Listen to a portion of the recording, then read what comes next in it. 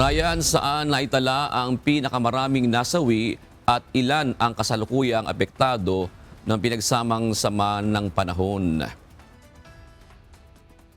Yung pinakamaraming nasawi sa Benguet na may 12, kabilang ang 9 sa Baguio, 2 sa La Trinidad at 1 sa Atok, na karamihan ay dahil sa landslide.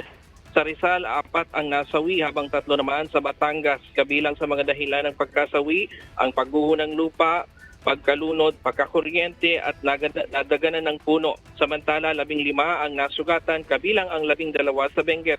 4 naman ang kasalukuyang naitalang missing o nawawala, 3 sa Benguet at 1 sa Batangas.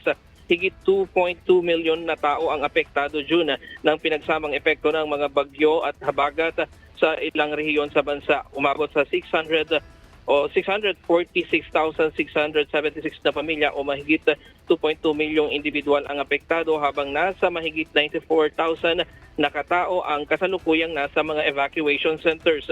Samantala, 684 na bahay ang naitalang nasira, 639 dyan ay partially damaged at 45 naman ang totally damaged. Umabot sa mahigit 1.45 billion pesos ang damage sa infrastruktura, habang 135.3 million pesos naman ang naitalang pinsala sa agrikultura.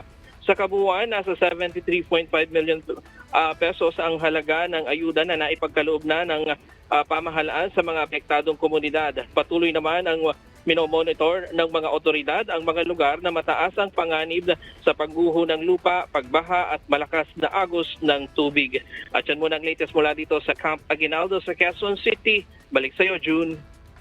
Maraming salamat, Ryan Lacanlale.